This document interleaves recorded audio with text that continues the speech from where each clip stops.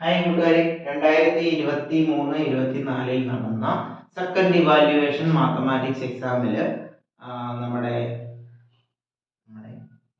കോർഡിനേറ്റ്സിനെക്കാട്ടിൽ geometry and algebra എന്ന ചാപ്റ്ററിലെ ഒരു ചോദ്യമാണ് ഇന്ന് നമ്മൾ ചെയ്യാൻ പോകുന്നത്.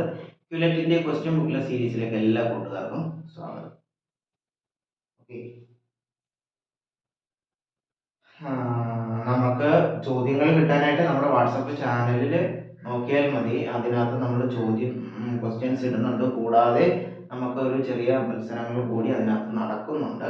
അപ്പൊ അത് പോയി കാണുക, പങ്കെടുക്കുക, ഓക്കെ, സമ്മാനങ്ങൾ നേടുക. പിന്നെ ഞാൻ പറയാൻ വന്നത് നമ്മുടെ 17ാമത്തെ ക്വസ്റ്റ്യൻ പേപ്പറിലെ 17ാമത്തെ ചോദ്യമാണ് അത് കേട്ടോ. 17ാമത്തെ ചോദ്യം പറഞ്ഞിരിക്കുന്നത് ഒരു ട്രയാങ്കിൾ. അപ്പൊ ഞാനൊരു ട്രയാങ്കിൾ അങ്ങ് വരയ്ക്കുകയാണ്. വരച്ചിട്ടും തെളിയുന്നില്ല. ഒരു triangle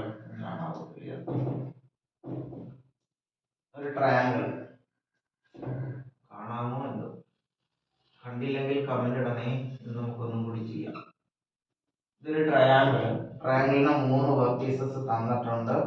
A B C, A B C. Okay, ഞാൻ എ പോയിന്റ് 1,2 എന്ന് എഴുതുന്നു. ബി പോയിന്റ് 3,6 എന്ന് തന്നിരിക്കുന്നു. സി പോയിന്റ് 5,5 എന്ന് തന്നിരിക്കുന്നു. എന്നിട്ട് നമ്മളോട് പറഞ്ഞത് find the length of the sides of the triangles. ട്രയാങ്കിൾസിന്റെ സൈഡുകൾ കണ്ടുപിടിച്ചു കൊടുക്കാനാണ് ഈ ചോദ്യം. സോ ഞാൻ എ ബിയുടെ ലെങ്ത് കണ്ടുപിടിക്കുന്നു. ലെങ്ത് കണ്ടുപിടിക്കാനുള്ള ഫോർമുല അറിയാലോ. root of x1 minus x2 the whole square plus y1 minus y2 the whole square. ഈ ഫോർമുല ഉപയോഗിച്ചിട്ടാണ് നമ്മൾ ലെങ്ത് കണ്ടുപിടിക്കുന്നത്. അപ്പൊ നോക്കാം, ഇവിടുത്തെ എയിലെ x1 ഇത്, y1 ഇത് x2 ഇത് y2. ഓക്കെ, ആ രീതിയിൽ എടുക്കാം. 1ഉം 3ഉം കൂടി എന്ത് ചെയ്യണം? മൈനസ് ചെയ്യണം. അപ്പൊ നമുക്കറിയാം ഒരു 2 കിട്ടും. ആ 2ന്റെ മൈനസ് പ്ലസ് ഒന്നും നോക്കണ്ട. 1ഉം 3ന്റെയും ഡിഫറൻസ് എന്ന് പറയുന്നത് ഒരു 2 ആണ്. ആ 2ന്റെ സ്ക്വയർ അങ്ങ് എഴുതിയാൽ മതി കേട്ടോ. പ്ലസ് അതല്ല, പിന്നെ നിങ്ങൾ ഇങ്ങനെ എഴുതുവാണെങ്കിൽ, അതായത് എന്താണ് 1 മൈനസ് 3 എന്നൊക്കെ എഴുതുവാണെങ്കിൽ -2 ദ ഹോൾ സ്ക്വയർ എന്ന് വെച്ചിട്ടാണ്. -2 ദ ഹോൾ സ്ക്വയറും 4 ആണ്, 2 ദ ഹോൾ സ്ക്വയറും 4 ആണ്.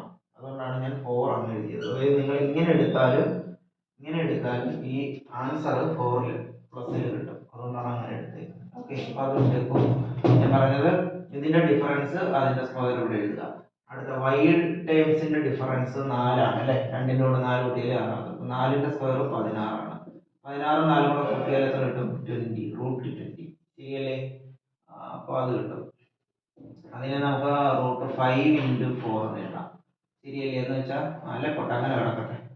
ആവശ്യമുണ്ടെങ്കിൽ സ്പ്ലിറ്റ് ചെയ്താൽ മതി. ഓക്കെ, അടുത്ത ബി സി ആണ്. ബി സിയും സെയിം പാറ്റേണും. 3ഉം 2ഉം കൂടെ കൂട്ടിയാലാണ് 5 അല്ലേ. എക്സ് ടേംസ് ആണ് ആദ്യം എടുക്കുന്നത്. 3ഉം 2ഉം കൂടെ കൂട്ടിയാൽ 5. ഇപ്പൊ 2ന്റെ സ്ക്വയർ 4 വരും. 6ഉം 5ഉം തമ്മിലുള്ള ഡിഫറൻസ് 1 ആണ്. അപ്പൊ 1ന്റെ സ്ക്വയർ 1 തന്നെയാണ്. സോ √5 എന്ന് കിട്ടും. അടുത്തത്, അപ്പൊ നമുക്ക് ഇവിടെ സ്പ്ലിറ്റ് ചെയ്യേണ്ടി വരുമെന്ന് എനിക്ക് തോന്നുന്നു. അടുത്തത് എ സി ആണ്. ഈ 1ന്റെയും 5ന്റെയും ഡിഫറൻസ് എന്ന് പറയുന്നത് 4 ആണ്. അത് 16 എന്ന് വരും. 2ന്റെയും 5ന്റെയും ഡിഫറൻസ് 3 ആണ്. അപ്പൊ 9 വരും. സോ ഇവിടെ നമുക്ക് 25, അതായത് 5 എന്ന് കിട്ടും. ശരിയല്ലേ? നോക്കാം. അങ്ങനെയാണെങ്കിൽ ഞാൻ ഇതും കൂടെ 5 ടൈമിലേക്ക് മാറ്റുക. √5 × 4 = 4ന്റെ റൂട്ട് ഉണ്ട്, എത്രയാ? 2. പിന്നെ √5. ഓക്കെ, അപ്പൊ ഞാനൊന്ന് എഴുതുവാണ്. ആദ്യം കിട്ടിയത് 2√5 ആണ്. രണ്ടാമത് കിട്ടിയത് √5 ആണ്. മൂന്നാമത് കിട്ടിയത് വെറും 5 ആണ്. ശരിയല്ലേ? 1:√2, 2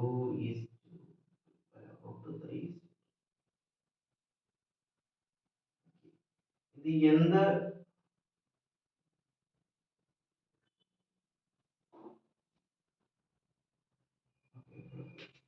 അല്ല, ഇത് വേണ്ട, നമുക്ക് ഇത് വേണ്ട.